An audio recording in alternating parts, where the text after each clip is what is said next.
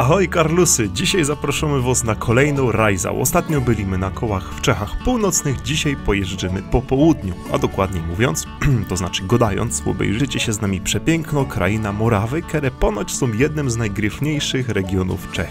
A wszystko zaczyna się od miasta, które teraz oglądacie. A nie, czekaj, teraz dopiero oglądacie. I jest to Brno, do którego z tatą dojechaliśmy ze Śląska pociągiem. Co prawda Brna nie będziemy za długo zwiedzać, ale mam dla was ciekawostkę dotyczącą Brna. Legenda głosi, że nad rzeką tutejszą w jaskini żył kiedyś krokodyl. Przez ludzi z Brna nazywany też smokiem. Terroryzował on mieszkańców, ale pewnego dnia pewien masaż postanowił zrobić przysługę. Mieszkańcom się go pozbyć, podrzucił mu woła napchanego wapnem. Krokodyl, smok zjadł tego woła i pił, tak długo pił, aż pękł. I co, Krakusi? Myśleliście, że wasza legenda jest oryginalna? A to nie jedyne zapożyczenie z Czech, o jakim dowiecie się z tego odcinka. Czas jednak ruszyć w trasę. Zanim jednak wystartujemy z Brna, to... Jeszcze kilka bardzo istotnych faktów o Czechach, tak na wypadek jakbyście tutaj byli. Czego nie mówić Czechom? Po pierwsze nie mówić, że Skoda to niemieckie auto. Po drugie nie mówić, że Krecik to pingwin. A po trzecie nie mówić, że czeskie piwo jest niedobre. Ja uważam, że jest niedobre, bo wszystko takie same. Troszkę się znam, robiłem swoje piwo, a tutaj wszystko smakuje jak jeden, ten sam pils. A jeszcze po czwarte, jeśli pytacie o drogę w Czechach, to nie mówcie, że czegoś szukacie. Bardzo długo szukałem muzyki, która oddałaby jakkolwiek te sierpniowe temperatury, które mieliśmy. Nie znalazłem jednak takiego kawałka, więc nagrałem wam piekarnik z termobiegiem i mikrofalówką, żeby choć trochę dać wam namiastkę tych upałów. Grillował nas nieprzerwanie przez 4 dni powyżej 32 stopni i sam jestem w szoku, że cokolwiek udało nam się przejechać. Morawa jest jedną z 3 czeskich krain historycznych obok po prostu Czech i obok Śląska Cieszyńskiego. Nie będę wam tutaj opowiadał jakichś powiedzmy historii, dat i tak dalej, bo to wszystko macie na Wikipedii.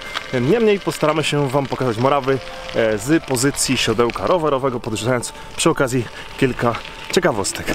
Jeszcze co do piwa, jeśli na pytanie, jaki jest najbardziej popularny alkohol w Czechach odpowiecie piwo, to będziecie mieć w tym bardzo dużo racji, ponieważ Czesi spożywają najwięcej piwa na świecie na głowę. Jest to chyba 143 litry na głowę rocznie średnio 143 litry, czyli to jest ponad 2 piwa na głowę średnio dziennie, przy czym no, bardzo dużo też Czechów pewnie nie pije, kobiet i tak dalej, więc naprawdę ci, co wyrabiają normę, to poważnie piją dużo piwa. Jednak jeśli chodzi o Morawy południowe, troszeczkę one zaburzają właśnie ten powiedzmy piwny klimat Czech, gdyż tutaj królują wina, produkuje się bardzo dużo białego wina. 90% to jest właśnie białe wino.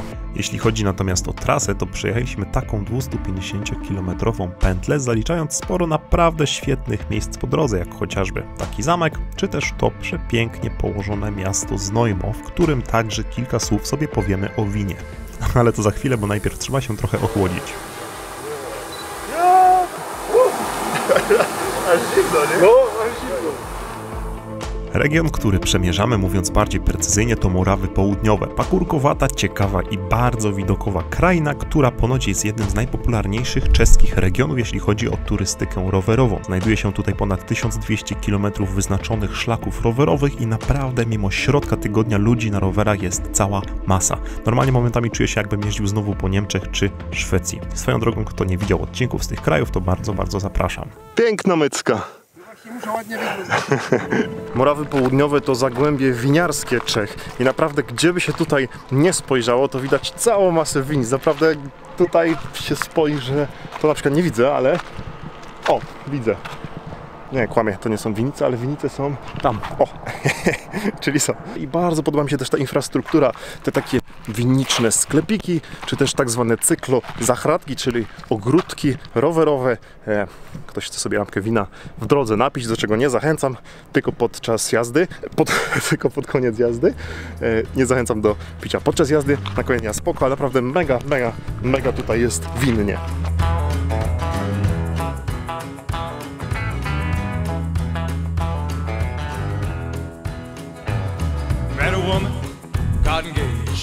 Tak prezentuje się miasto Znojmo. Naprawdę polecamy super miasto, ścieżki rowerowe, pierwsza klasa.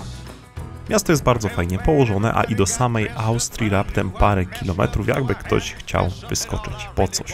Aha, właśnie, teraz jesteśmy z Martą w Austrii i w Italii, więc zapraszamy w Storys, no i wypatrujcie też odcinków niedługo. Tymczasem jedziemy w stronę wspomnianego Mikulowa, jednak wcześniej jeszcze 2 słowa, tak w kwestii tych inspiracji, o których już wspominałem.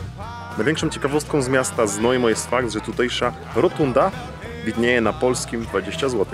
Prawda to czy nie, tego nie wiem, dajcie znać, my lecimy dalej. Najlepsze z najlepszych warunków do uprawy winorośli są natomiast tutaj. Te piękne górki w okolicach wspomnianego Mikulowa, gdzie właśnie dojechaliśmy, nazywają się Pawlowskimi Wzgórzami i dzięki wapiennej glebie tutejsze winorośla rodzą ponoć najlepsze winogrona w całych Czechach. Swoją drogą te okolice tak nieco przypominają mi Jurę Krakowsko-Częstochowską. Wiadomo, są dużo mniejsze, jednak jakby tak przymknąć jedno oko, te skałki, te zamki, no sami przyznajcie, mała Jura jak nic. Chciałbym, szczerze mówiąc, bardziej chodząc po Mikulowie opowiadać wam o nim, ale jest tak ciepło, że tylko szukamy cienia. Ogólnie rzecz mówiąc, sam Mikulow to piękne alejki, domy winne, czy też wzgórze, z którego można podziwiać, o ile są warunki, fajny zachód słońca. Zwłaszcza warto wybrać się do Mikulowa w połowie września, kiedy to populacja Mikulowa zwiększa się kilkukrotnie, gdyż właśnie wtedy przystępuje się do zbioru win i organizowany jest tutaj bodaj największy konkurs winiarski win w Czechach. Tutaj opowiadam dalej o winogronach, jednak coś zaczęło się dziać z aparatem i słychać tylko trzaski, dlatego też opowiem wam z offu. Co ciekawe, lokalne władze starają się wspierać promocyjnie tutejszych małych winiarzy, zachęcając ich do promowania swoich win, budowania ogródków winnych, wspomnianych cyklozachrádek, czy nawet świadczenia usług noclegowych w winnicach. I muszę przyznać, że promocja ta chyba działa bardzo dobrze, bo szukając tutaj noclegów na bookingu na tydzień przed wyjazdem, totalnie wszystkie spośród kilkudziesięciu były zajęte i musieliśmy nadrabiać ponad 20 km do najbliższego wolnego hotelu. Aha, nie udawaj! Już nie jest zmęczony! A skoro mowa o rezerwacjach i o bookingu, to jeśli gdzieś się wybieracie i podobają wam się moje filmy, będzie mi mega miło, jeśli będziecie pamiętać o rezerwowaniu noclegów przez mój link afiliacyjny. Dla was cena rezerwacji się nie zmienia, a ja dostaję wtedy od bookingu za polecenie parę groszy na piwo. No, lub wino, wiadomo. Jak coś, ten link znajduje się w opisie lub też na blogu Kołem się toczy zawsze na samym dole. Po prostu wypatrujcie gdzieś takich banerów. To za kara, żeś na pradziada nie jechał. No, jako jest najlepsza z najlepszych rzeczy na tym wyjeździe? Jo. A potem cień. I wiatr w twarz na podjeździe. To jedyny moment, kiedy wiatr w twarz jest fajny na podjeździe, bo przynajmniej jest Ale chłodniej. ci powiem, jakby nie było tych górek, to by nie było uroku. Pomyśl, że za 4 godziny ma padać. To nie są grzmoty, ale znowu coś zaczęło nawalać z aparatem i trzeszczeć, więc już opowiadam, co się dzieje. Tutaj tata mówi, że nie będzie padać, ja ufając najlepszej z prognoz YR.no upieram się, że będzie, więc zakładamy się o piwo. Ale przesunął się na 22. No gadam ci, nie będzie. Kurde, przegród piwo. Przecież wiesz, że ja piwa nie piję. No to ja ci kupię, a ja wypiję. Aha.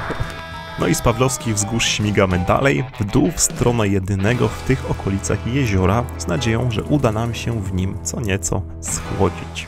No myśleliśmy, że się troszeczkę tutaj schodzimy w tym upale, ale powiem wam, ta woda tak wali niemiłosiernie, że chyba wolimy się parzyć, niż do tego wchodzić. No nie są to Kaszuby, gdzie woda na 5 metrów przejrzysta jest. Swoją drogą a propos wyjazdów, właśnie nam odwołali lot do Hiszpanii. Mieliśmy lecieć we wrześniu, fajny trekking na północy, takie pasmo górskie jest. No nic z tego, gdzie trzeba szukać czegoś innego. No właśnie, jak już powiedziałem, znaleźliśmy z Martą Austrię i Włochy, także obserwujcie tu i ówdzie. Tymczasem kolejny punkt programu to zdecydowanie najpiękniejszy zamek na całej naszej trasie. Zamek w Lednicach. Jak już zauważyliście, pewnie południowe Morawy są nie tylko zagłębiem winiarskim, ale także zagłębiem zamkowym, jakkolwiek to brzmi. Naprawdę jest tutaj masa zamków. W ogóle Czechy słyną z zamków. Nie wiem, czy wiecie, w Czechach jest ponad 100 zamków otwartych do zwiedzania. Kolejne setki albo tysiące są ruinami.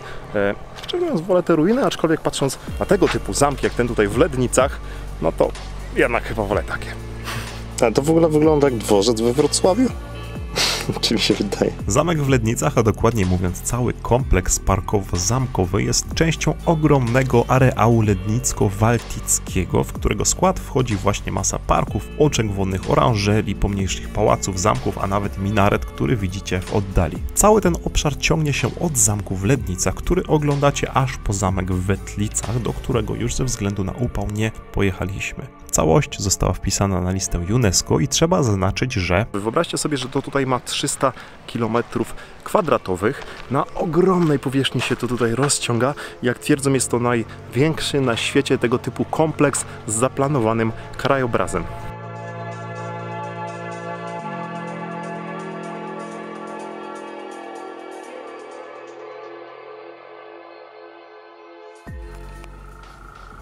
Będzie to do jedzenia? Nie wiem. No raczej nie. Twarde. No to tak, patrz. O, nic, faktycznie. Na wylocie z Lednic naszym oczom ukazał się taki piękny, dziki orzeł. I radości nie było końca, dopóki nie pojechaliśmy bliżej, gdzie okazało się, że jest on trzymany jak inne ptaki po prostu na pokaz. Jadąc dalej, zahaczamy o jeszcze jeden bardzo piękny zamek, będący półruiną, wchodzący w skład całego tego wspomnianego kompleksu. Ogólnie naprawdę świetna okolica i nawet jeśli nie chcecie robić takich dystansów jak my, to polecamy podjechać z rowerami tylko tutaj i machnąć sobie tylko taką pętlę od Lednic do Wetlic i pooglądać kilka tych fajnych miejsc po drodze. Napiszę tekst na bloga wraz z dokładną trasą, ale to jak już wrócimy z tej Austrii i Włoch pod koniec września. A jeśli macie nieco więcej energii i chęci do walki z większymi górkami, to po zobaczeniu zamku koniecznie polecam jechać jeszcze dalej na wschód w kierunku malowniczych wsi, jak chociażby Wrbice, gdzie zatrzymaliśmy się na noc. Jeszcze z innych ciekawostek, będąc w tej okolicy, na przykład na dłużej, można sobie wyrobić coś takiego jak paszporty winiarskie. Wydawane są one przez Dolną Republikę Krowiej Góry w Boryticach i zadaniem posiadacza paszportu jest kolekcjonowanie znaczków wszystkich domów winnych w regionie, no ale na to już wiadomo, potrzeba znacznie więcej czasu, bo tych domów jest tutaj cała masa, no i za dużo byśmy rowerem nie pojeździli, a za mną tutaj takie bardzo fajne piwniczki, ziemianki do przechowywania wina. Najprawdopodobniej. Jeśli nie, to proszę mnie poprawić. O, patrz, wińska ktoś nie dopił. O, idealnie, o 10 rano. Jest tylko 32 stopnie. I na sam koniec dojechaliśmy do ponoć najładniejszego regionu w całej okolicy.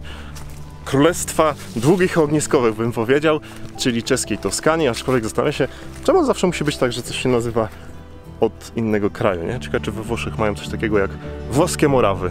O. A wyjaśniając, o co chodzi z tymi długimi ogniskowymi, zagadnienie fotograficzne tutaj wjeżdża. Chodzi o długie ogniskowe obiektywów, o tak zwane zoomy.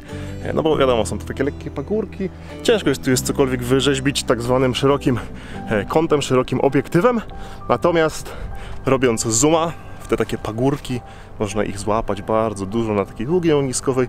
Tak wielokompozycyjny kadr, bardzo popularny wśród fotografów. Chodzi dokładnie o coś takiego. Tam niby zwyczajne pole na szerokim kącie, na takim lekkim zoomie, a na teleobiektywie Wygląda to tak. Żebyście wiedzieli gdzie, co i jak, to czeska Toskania, tak już trzymając się tych dziwnych porównań do innych krajów, jest regionem pomiędzy miejscowościami Ciejć, Nasedlowice oraz Kijów. I rowerowo naprawdę daje popalić, zwłaszcza w takie temperatury. Natomiast region ten nazywany jest Toskanią nie tylko ze względu na winnice, ale przede wszystkim właśnie ze względu na pięknie pofalowany krajobraz. I tak sobie tylko myślę, że skoro już aspirują do tej Toskanii, no to mogliby nasadzić gdzieniegdzie na tych wzgórzach troszeczkę alejek cyprysowych, jak to właśnie ma miejsce we Włoszech. Myślę, że mogłoby to fajnie wyglądać, aczkolwiek no nie wiem, dajcie znać co sądzicie. Tutaj jeszcze pokażę wam kilka innych przykładów tych toskańskich widoków na teleobiektywie, jednak muszę przyznać, że ogólnie ciężko robić tutaj dobre zdjęcia w środku lata, no bo większość tych upraw już jest zebrana, wszystko jest zaorane, spalone i wygląda to tak no dość mało atrakcyjnie. Nic więc dziwnego, że... W ogóle najczęściej tutaj się przyjeżdża na wiosnę, kiedy te pola i winnice tak ładnie takim... Cicho tam. Skręć w prawo.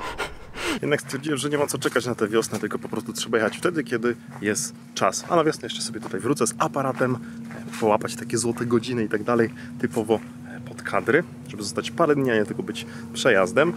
Na szczęście mam sporo fotografów znajomych i poprosiłem Anitę Damianowicz, dobrą znajomą, żeby podzieliła się kilkoma kadrami z wami. To jest właśnie to, co tutaj widzicie.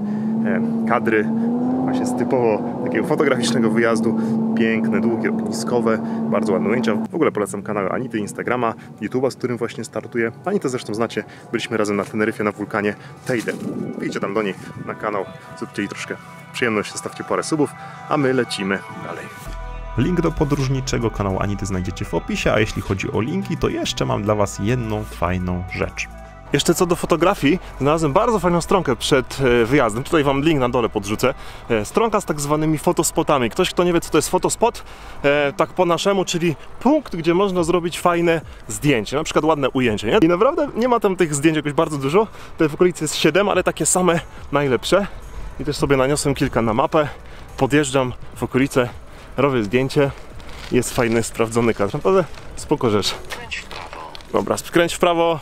No i kilka kadrów znalezionych na tej stronie już mieliście okazję zobaczyć, jak chociażby ta drewniana ambona pomiędzy polami, ale jeszcze też kilka innych kadrów przed nami. O, jak chociażby ten czy ten. No ja wiem, że to nie o to chodzi w fotografii, żeby iść na łatwiznę, a żeby samemu uwrażliwiać swoje oko na ładne kompozycje, jednak pomyślałem, że takie coś wam podrzucę na wypadek, jakby ktoś na przykład aż tak się fotografią nie interesował, a chciałby przywieźć czasem jakieś ładne, sprawdzone ujęcie. Temperatura właśnie dochodzi do 33 stopni, a dojeżdżam do jednego z tych miejsc, które znalazłem na tej fajnej stronce z fotospotami. Właściwie jadę tu tylko do tego miejsca, zostawiłem sakwę i tatę na dole. 3 km podjazdu. Miejsce jest dokładnie tam. Taka znana bardzo kapliczka. A, przepraszam, zapomniałem, że nie mam długiego obiektywu, tylko szeroki, nic nie widzicie. I to właśnie jest też uwaga co do tego. Jestem na miejscu właśnie, fotospot. To właśnie też jest, miejcie to zawsze na uwadze, że jeśli widzicie dużo kadrów skądś, gdzie są same długie ogniskowe, to nie zawsze to wygląda tak jak na zdjęciach. No tutaj kawałek dalej. Tam dopiero w tych krzakach jest ta kapliczka, którą widzicie teraz. W sensie chodzi mi o to, żebyście pamiętali podczas planowania swoich wyjazdów, że dane miejsca mogą wyglądać inaczej niż to, co widzieliście na zdjęciu. A zwłaszcza właśnie na zdjęciach długoogniskowych, które pozwalają nam usunąć bardzo dużo, często nieciekawych rzeczy wokoło kadru. Myślę, że warto mieć tego świadomość, aby się potem nie rozczarować. Bo ja szczerze mówiąc tutaj akurat przy tej kapliczce nieco się rozczarowałem. Wokoło były druty wysokiego napięcia, jakieś działki, ogrodzone winnice, domy z boku i droga szybkiego ruchu zaraz za kapliczką. Samo ujęcie tej kapliczki już wykadrowane jest super, no ale jeśli chodzi o okolice, to były wcześniej dużo ładniejsze. Tymczasem ja będę zjeżdżał w dół i my jedziemy do miasta Kijów. Serio, jest to miasto Kijów. A z niego już na północ do Brna i kończymy sobie wyjazd, wracając pociągiem z Brna. Tymczasem, chłodząc się pod dronowymi śmigłami, dziękujemy pięknie za uwagę, no i zapraszamy do innych filmów. Zarówno tych starych, których na kanale jest już 120, jak i tych w przyszłości. No i koniecznie też zostawcie łapkę w górę. Pan Jan z Rudy Śląskiej pod ostatnim filmem tego nie zrobił i za karę musiał jechać ze mną w 30-stopniowym upale rowerem przez Morawy. Przypadek, powiecie? No nie byłbym taki pewien. Trzymajcie się i do następnego.